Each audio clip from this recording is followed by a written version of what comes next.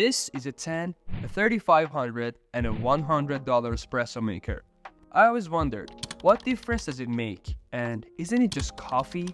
So I decided to put these three into test with the same exact coffee and the same exact grinder to see what options they each provide.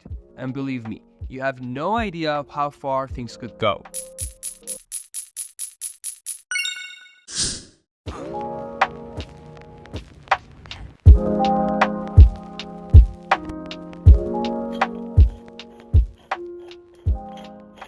There's a high chance that you might be one of more than 300 million mocha pot users worldwide. Invented by Luigi De Ponti in 1933, almost 100 years ago, it is today most commonly used coffee maker in Europe and Latin America. A mocha pot is made of three separate parts, first one being the bottom chamber, which contains the water, and when heated, steam pushes the water through a basket which holds the ground coffee into the collecting chamber where your delicious coffee appears. Before I start, I have to mention that the coffee made by mocha pot isn't technically an espresso, and it's more of a brewed coffee or something like an Americano. But since it's mostly known as home espresso maker, I just had to call it that. For the recipe, I used 14 grams of coffee with a medium coarse grind size, but I want you to take a second and look at those beans. Aren't they beautiful?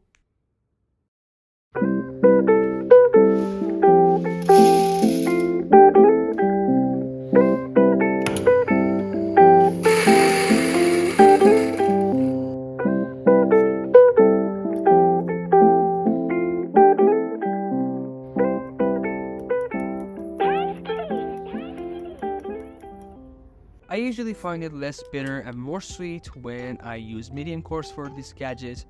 I also filled the bottom chamber with the same exact water that I'm going to use for the next two coffee gadgets.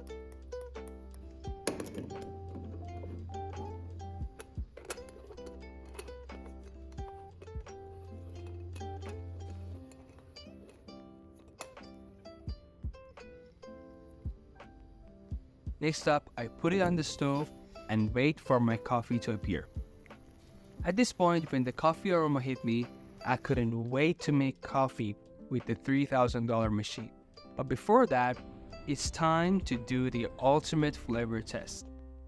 On the scale of 1 to 10, this coffee could easily be a 4 or 5 for me. It is just a bit bitter and a bit rough in the texture and mouthfeel. Believe it or not, it could easily kickstart my day, no harm done. All in all, being cheap and easy to make, a mocha pot actually doesn't disappoint. But can it compete with the big guys? We'll see.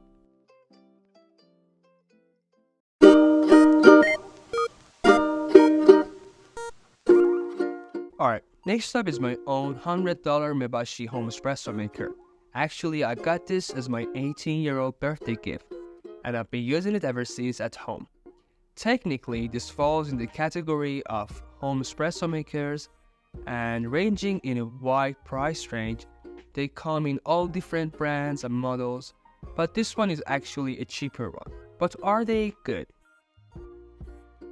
It comes with a detachable container for water, and a quick tip is that you have to use soft, preferably boiled or filtered water to fill the container up. So I use the same water to fill it up. Next up, I measured 14 grams of coffee, but this time I'm going for a medium fine grind size.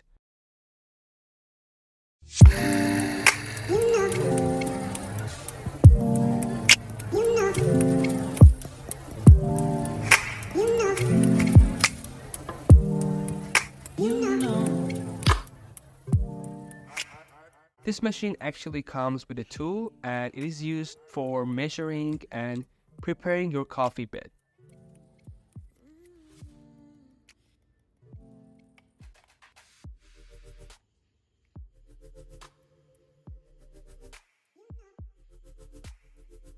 By the way, unlike the previous one, this one has 3 buttons. One is for turning on and off, one is for extraction, and the last one is for steam, which I'm not gonna use in this video. So I pressed the first one, I had to wait for a couple seconds. At this point, it was ready. When the green light went on, and I pressed the second button and my extraction had started.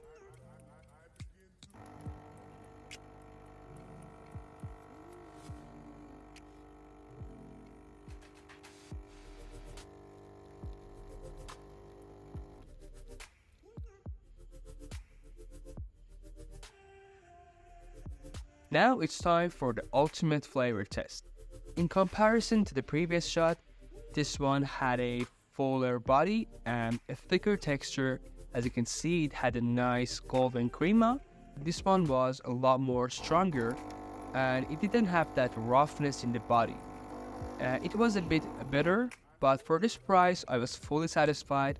I give it a 7 or 6 out of 10. And I truly believe that having one of these at home, of course, is not the best option, but if you choose the right model in the right price range and the right options, that could actually be a great choice to have coffee at home. I truly believe that. Last but not least, it's time for the $3,500 espresso machine. It is called the Decent Espresso Maker. Unlike the $100 one, it doesn't have any buttons to push, and that might seem disappointing. However, it does have a full functioning tablet that lets you control anything for the ultimate espresso extraction. And by that, I mean anything. From your water temperature at each stage of your extraction to your flow rate, even the pressure, you have access to every step of your extraction. It is all customizable in the official application, and the coolest part is that it's actually wireless.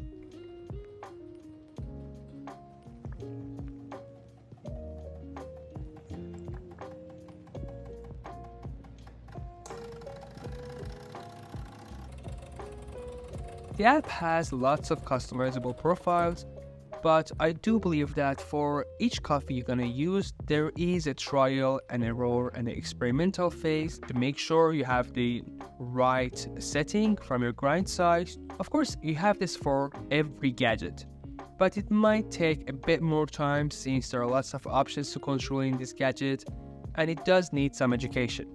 So I tried different profiles, and at the end I decided to use 19 grams of coffee with a much finer grind size.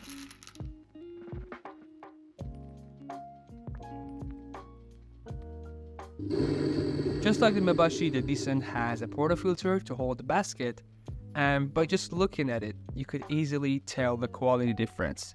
It speaks for itself, and you get what you paid for.